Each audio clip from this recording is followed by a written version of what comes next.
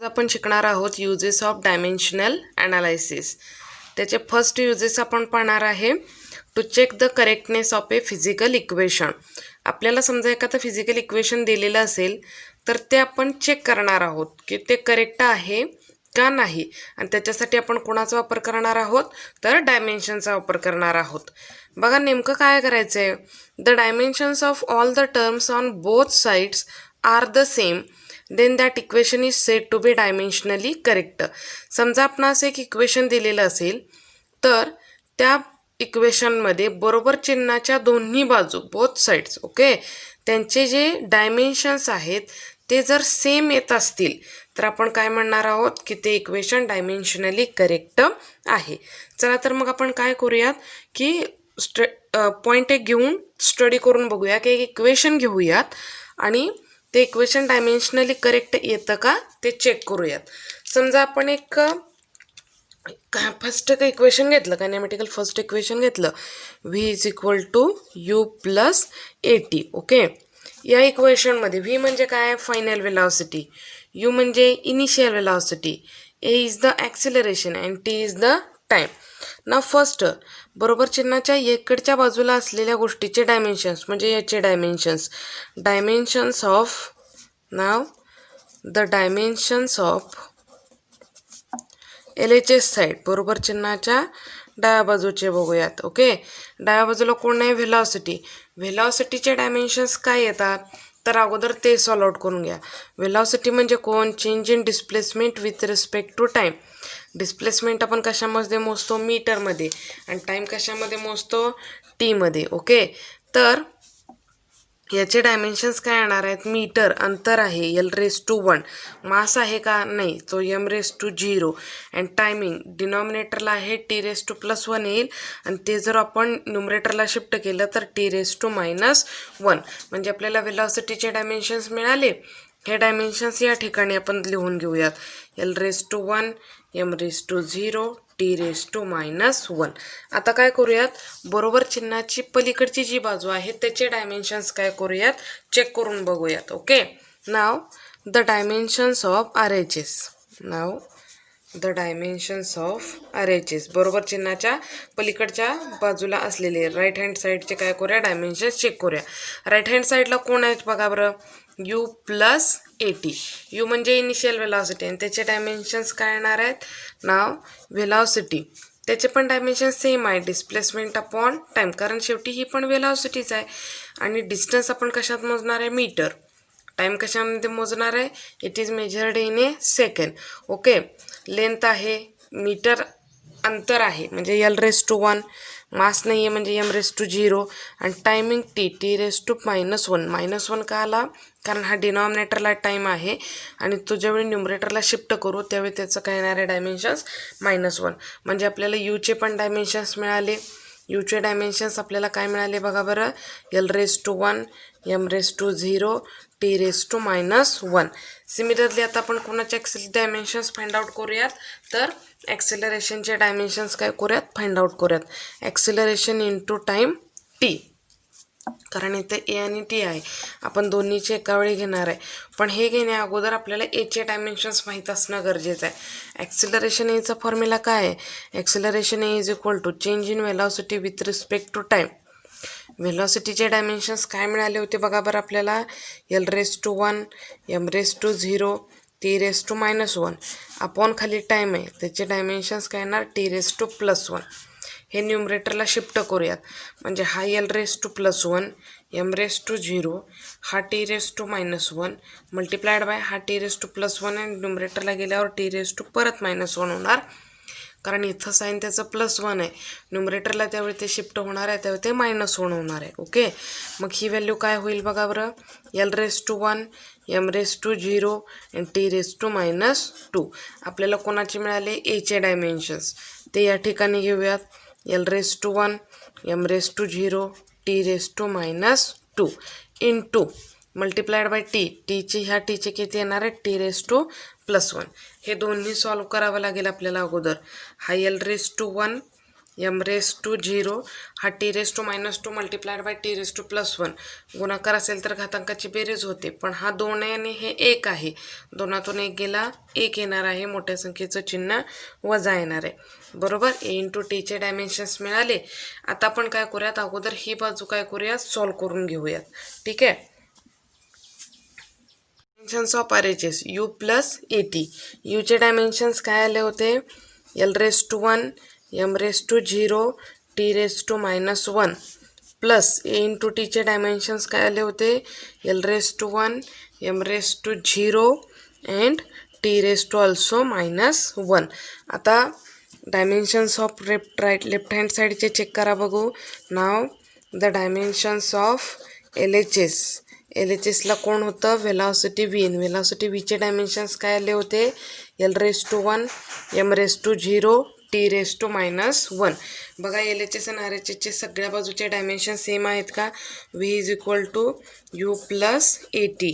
व्हीचे काय आलेत, L raise to 1 M raise to 0 T raise to -1 is equal to यूचे काय आलेत, L raise to 1 M raise to 0 T raise to -1 plus of एचे dimensions काय आलेत, ए इंटू टीचे L raise to 1 M raise to 0 T raise to -1. याचा अर्थ काय की बरोबर चिन्हाच्या डाव्या बाजूचे आणि उजव्या बाजूचे सगळे डायमेन्शन्स कसे आहेत, सेम आहेत. आणि जर डायमेन्शन्स लेफ्ट हँड साईड आणि राईट हँड साईडला सेम असतील तर हे इक्वेशन डायमेन्शनली कसं आहे, करेक्ट आहे. To establish the relationship between related physical quantity. आता आपण काय करूयात, एक इक्वेशन घेऊयात. ठीक आहे. Time period of simple pendulum. Okay. Time period of simple पेंड्युलमचे एक इक्वेशन घेऊयात आपण. Time period of a simple pendulum. त्याचा जो टाइम पिरियड आहे तो टाइम पिरियड आपण कशानं डिनोट करतो, तर टीनं डिनोट करतो. आता त्याच्या ज्या काही बाकी अदर फिजिकल क्वांटिटीज आहेत, जसं की लेंथ आहे, ॲक्सिलरेशन ड्यू टू ग्रॅव्हिटी आहे, त्या काय करूयात, त्यांच्यामधलं रिलेशन काय करूयात, डिराईव्ह करून बघूयात. ओके. मग टाइम पिरियड टीनं डिनोट करतो आपण, लेंथ एलनं डिनोट करतो आणि ॲक्सिलरेशन ड्यू टू ग्रॅव्हिटी जीनं. आपण डायमेन्शनचा यूज करून काय करणार आहोत, या तिन्हीमध्ये असलेलं रिलेशन काय करूयात, फाइंड आउट करून बघूयात. Now we know that the time period of simple pendulum is depends upon the length of a pendulum.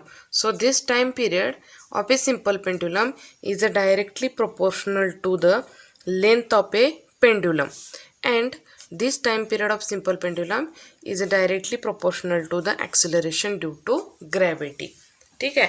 आता आपल्याला यांच्या पॉवर माहीत नाही आहेत की हे किती आहे आणि हे किती आहे, तर आपण काय करूया, थोड्या वेळासाठी एलच्या डोक्यावरती पॉवर ए मानूया आणि जीच्या डोक्यावरती बी मानूया. जी पॉवर आपल्याला माहीत नाही आहे ती.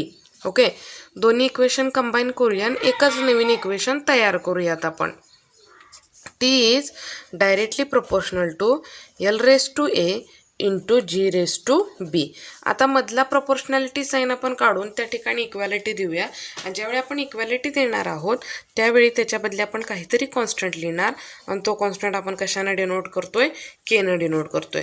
So L raise to A G raise to B. So this K is called a proportionality constant. हा जो के आहे या केला काय म्हटलं जातं, तर प्रपोर्शनॅलिटी कॉन्स्टंट असं म्हटलं जातं. ही जी क्वांटिटी आहे प्रोपोर्शनॅलिटी कॉन्स्टंट जी क्वांटिटी आहे जी आपण केनं डिनोट केलेली आहे, हिला कोणतेही डायमेन्शन्स असणार नाहीत. म्हणजे के ही कसली क्वांटिटी आहे, it is a dimensionless quantity. हिला डायमेन्शन्स असणार नाहीत. ठीक आहे. मग आता काय करूयात की ती जे आपलं हे जे इक्वेशन आहे याच्या बरोबर चिन्हाच्या इकडची गोष्ट आणि बरोबर चिन्हाच्या या बाजूला असलेल्या ज्या काही फिजिकल क्वांटिटी आहेत यांचे डायमेन्शन्स काय करूयात, इक्वेट होतात का ते चेक करूयात. ठीक आहे. तर डायमेन्शन्स अगोदर तयार करूयात. बरोबर चिन्हाच्या या बाजूला कोण आहे, तर टाईम आहे. तर टाईमचे डायमेन्शन्स काय येणार आहेत बघा. मास आहे का, नाही, म्हणजे एम रेस टू 0. लेंथ आहे का, नाही, म्हणजे L raise to 0.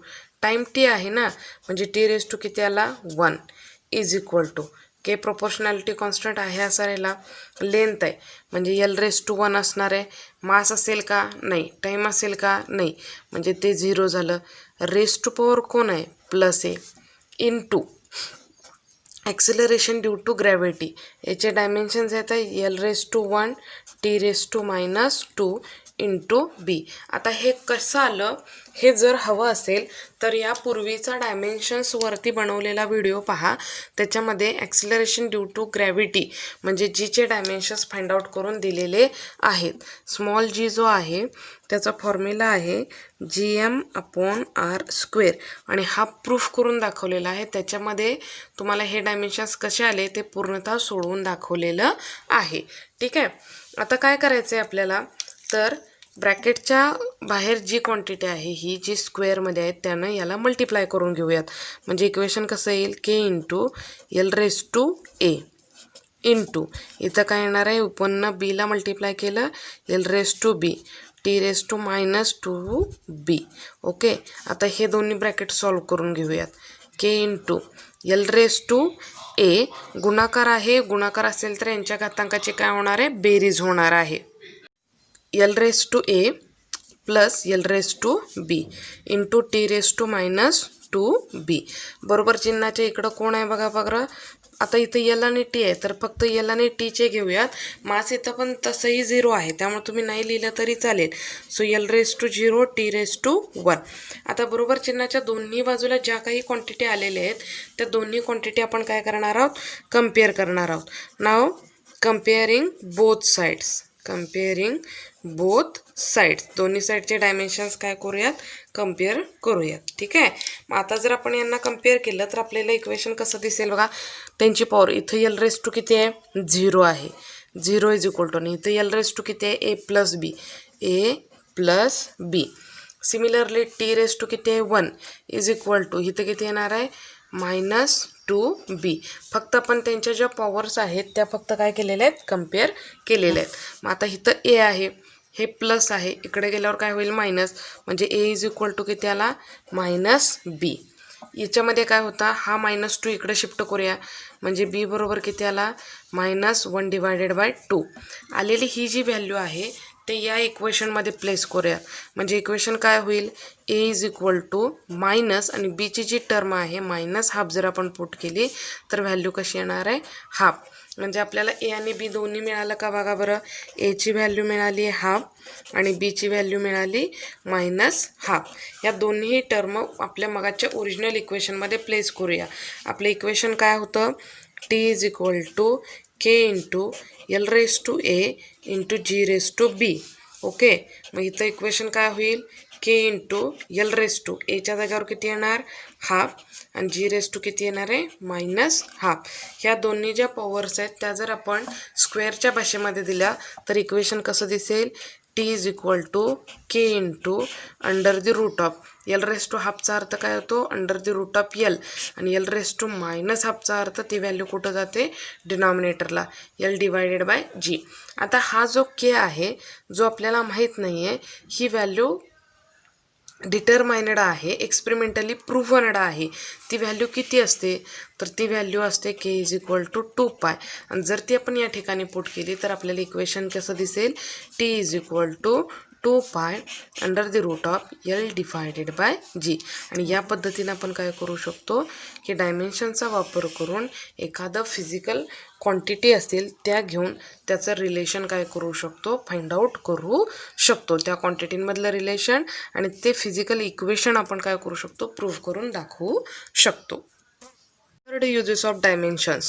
To find the conversion factor between the units of the same physical quantity into different system of units. समजा आपल्याला एक फिजिकल क्वांटिटी दिलेली आहे, एकच फिजिकल क्वांटिटी आहे, परंतु ती फिजिकल क्वांटिटी दोन वेगवेगळ्या सिस्टीम ऑफ युनिट्समध्ये आपण काय करू शकतो, मोजतो. तर त्याच्यामध्ये नेमका कन्व्हर्जन फॅक्टर किती आहे तो आपण काय करू शकतो, डायमेन्शनचा वापर करून फाइंड आउट करू शकतो. एखादं उदाहरण द्यायचं झालं तर एक सिंपल उदाहरण घेऊया की ज्यावेळी आपण 1 किलो म्हणतो त्यावेळी 1 किलो म्हणजे किती ग्रॅम, तर 1000 ग्रॅम. ओके. म्हणजे हेच आपण कसं लिहितो, तर 10⁻³ ग्रॅम झालं. म्हणजे एखाद्या क्वांटिटीला आपण किलोमध्ये मेजर केलं. किलो ही एक सिस्टीम ऑफ युनिट आहे आणि ग्रॅम ही एक सिस्टीम युनिट आहे. ओके, म्हणजे दोन वेगळ्या सिस्टीम ऑफ युनिट्समध्ये एकाच क्वांटिटीला आपण काय केलं, मोजलेलं आहे.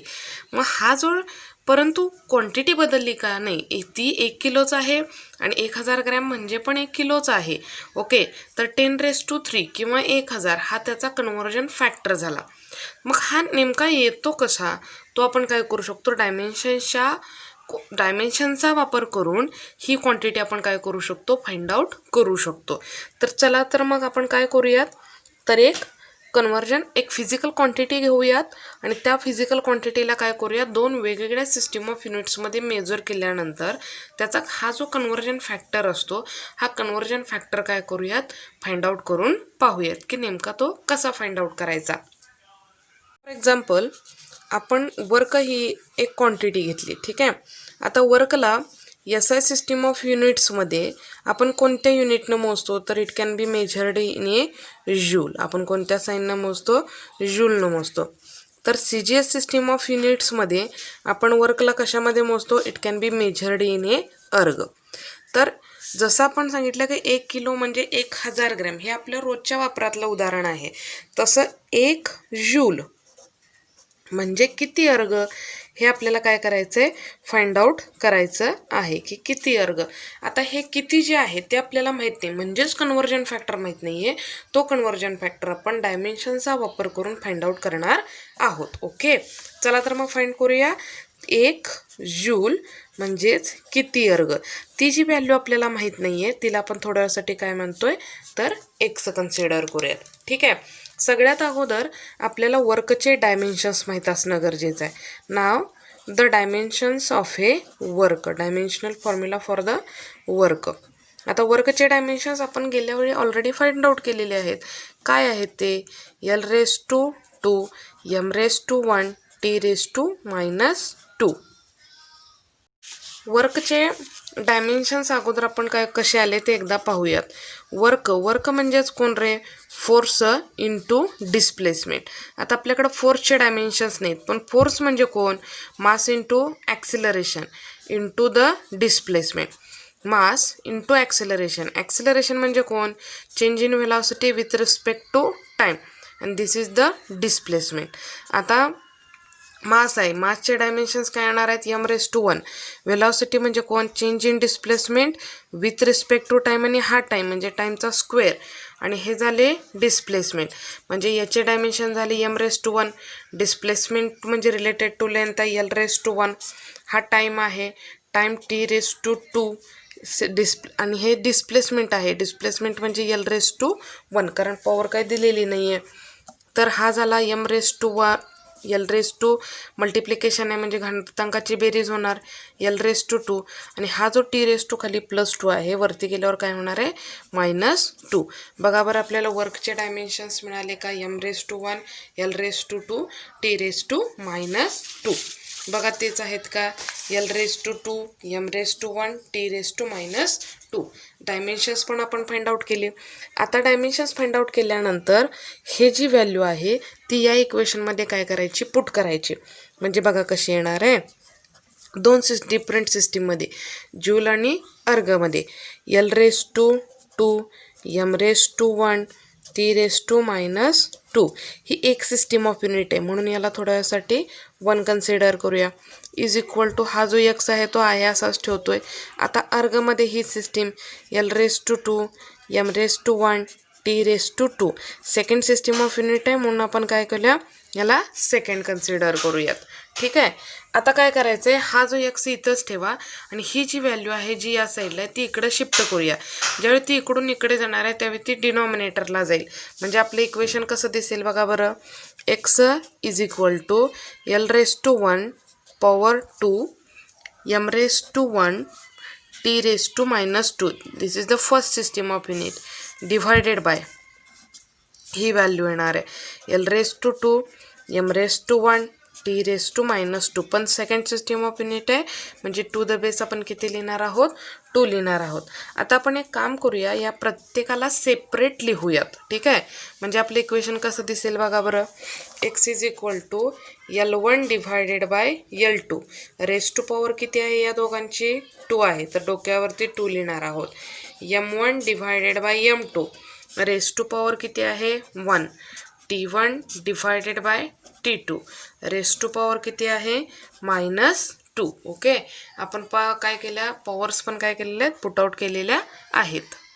आता आपण इथं सफिक्स 1 वापरला, इथं सफिक्स 2 आहे. पॉवर सगळ्यांची सेमच आहे, पण सफिक्स 1 जो आहे तो सफिक्स 1 काय इंडिकेट करतो, तर तो SI युनिट्स काय करतो, इंडिकेट्स करतो. तर हा जो 2 आहे तो सफिक्स 2 काय करतो, तर CGS युनिट्स काय करतो, इंडिकेट्स करतो. म्हणजे CGS युनिट्स सांगतो आपल्याला. आता आपल्याला काय कळलं पाहिजे की SI युनिट्स जे आहेत ते SI युनिट्स कशाच्या बेसिसवरती दाखवले जातात, तर लेंथ, मास आणि टाईम. आणि SI सिस्टीममध्ये लेंथ कशाने डिनोट केली जाते, it can be denoted as a meter. Mass it can be denoted as a kilogram and time it is in second.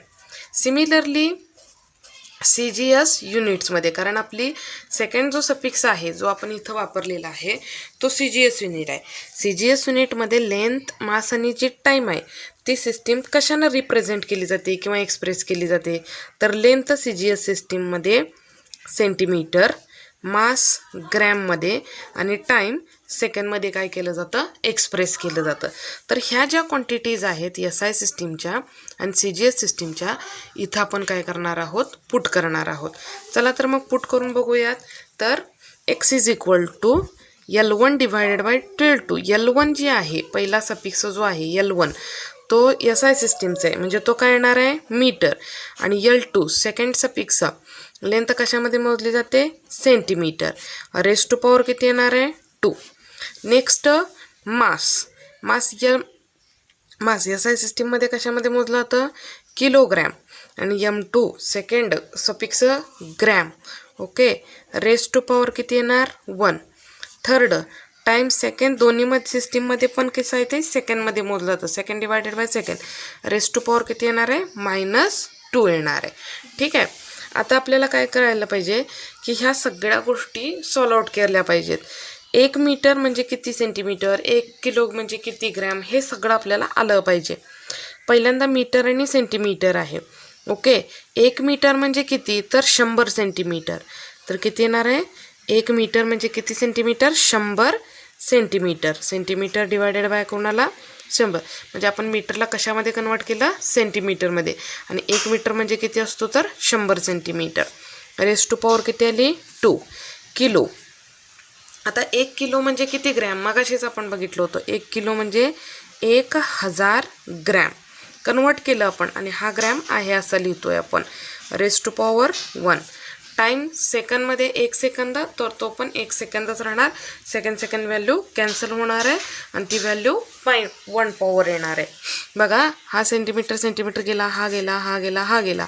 राहिलं किती, हा 10 आहे, 100 आहे. म्हणजे 1च्या पुढं 2 झिरो आहेत, तर हा 10 रेस टू 2 आणि ही पॉवर किती आहे, 2 आहे. इथं 1च्या पुढं किती झिरो आहेत, 1 2 3 म्हणजे 10 रेस टू 3. याच्या डोक्यावर पॉवर किती आहे, 1. आणि इथंच याला हे सगळं कॅन्सल झालं म्हणजे किती आलं, 1 रेस टू -2.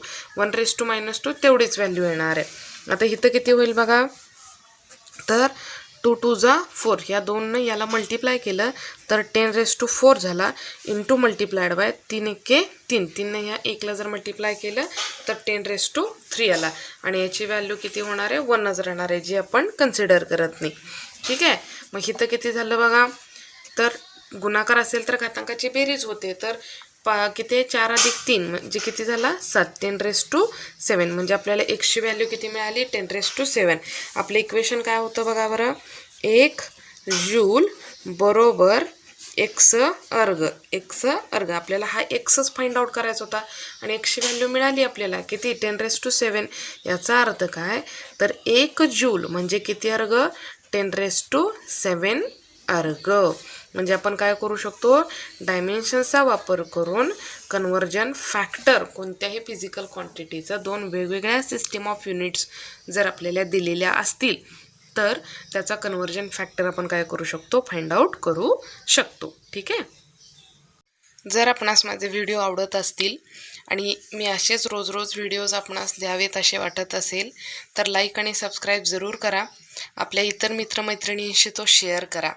भेटूयात पुढील लेक्चरमध्ये. Thank you students.